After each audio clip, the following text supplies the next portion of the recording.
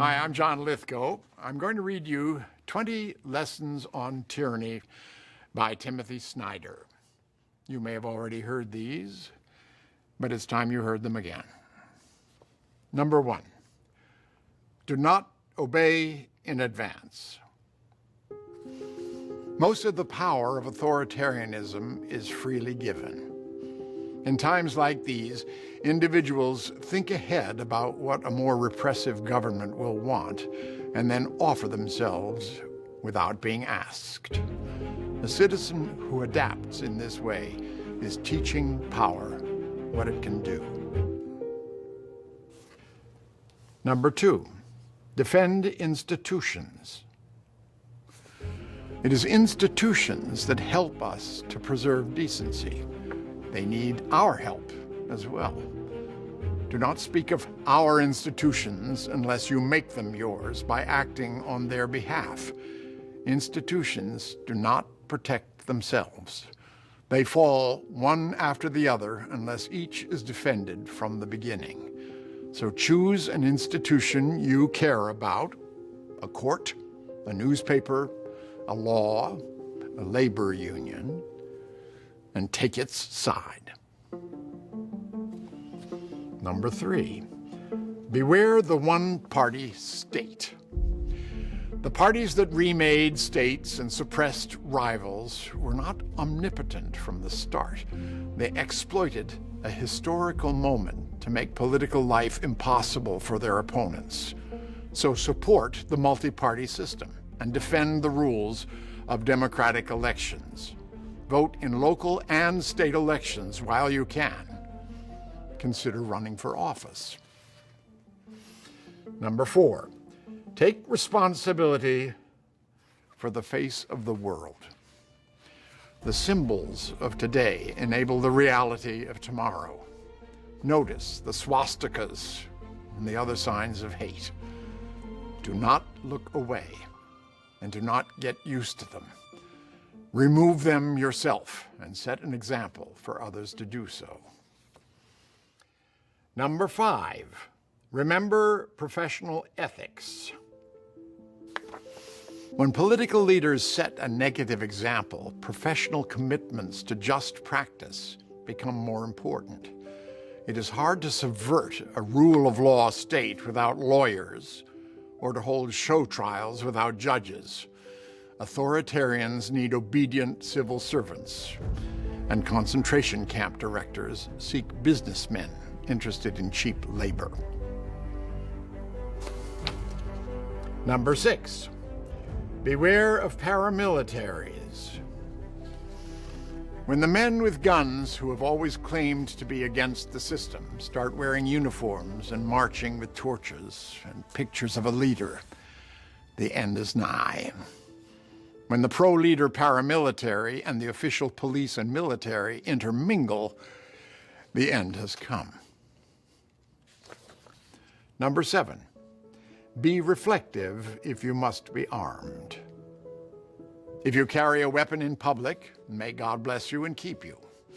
But know that evils of the past involved policemen and soldiers finding themselves one day doing irregular things. Be ready to say no. Number 8, stand out. Someone has to. It is easy to follow along. It can feel strange to do or say something different. But without that unease, there is no freedom. Remember Rosa Parks. The moment you set an example, the spell of the status quo is broken, and others will follow. Number 9, be kind to our language. Avoid pronouncing the phrases everyone else does. Think up your own way of speaking, even if only to convey that thing that you think everyone is saying. Make an effort to separate yourself from the internet. Read books. Number 10, believe in truth. To abandon facts is to abandon freedom. If nothing is true, then no one can criticize power, because there is no basis upon which to do so. If nothing is true, then all is spectacle. The biggest wallet pays for the most blinding lights. Number 11, investigate. Figure things out for yourself. Spend more time with long articles. Subsidize investigative journalism by subscribing to print media. Realize that some of what is on the internet is there to harm you. Learn about sites that investigate propaganda campaigns, some of which come from abroad. Take responsibility for what you communicate with others. Number 12, make eye contact and small talk. This is not just polite. It is part of being a citizen and a responsible member of society. It is also a way to stay in touch with your surroundings, break down social barriers, and understand whom you should and should not trust. If we enter a culture of denunciation, you will want to know the psychological landscape of your daily life. Number 13, practice corporeal politics. Power wants your body softening in your chair and your emotions dissipating on the screen. Get outside. Put your body in unfamiliar places with unfamiliar people. Make new friends and march with them. Number 14, establish a private life. Nastier rulers will use what they know about you to push you around. Scrub your computer of malware on a regular basis. Remember that email is skywriting. Consider using alternative forms of the internet or simply using it less. Have personal exchanges in person. For the same reason, resolve any legal trouble. Tyrants seek the hook on which to hang you. Try not to have hooks. Number 15, contribute to good causes. Be active in organizations, political or not, that express your own view of life. Pick a charity or two and set up auto pay. Then you will have made a free choice that supports civil society and helps others to do good. Number 16, learn from peers in other countries. Keep up your friendships abroad or make new friends in other countries.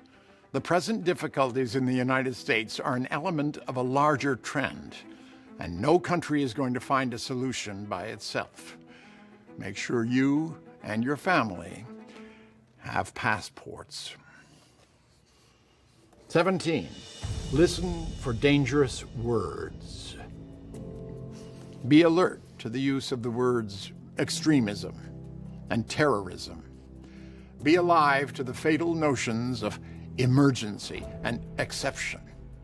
Be angry about the treacherous use of patriotic vocabulary. Number 18, be calm when the unthinkable arrives. Modern tyranny is terror management. When the terrorist attack comes, remember that authoritarians exploit such events in order to consolidate power. The sudden disaster that requires the end of checks and balances, the dissolution of opposition parties, the suspension of freedom of expression, the right to a fair trial, and so on, is the oldest trick in the Hitlerian book. Do not fall for it. Number 19, be a patriot. Set a good example of what America means for the generations to come. They will need it. Number 20, be as courageous as you can. If none of us is prepared to die for freedom, then all of us will die under tyranny.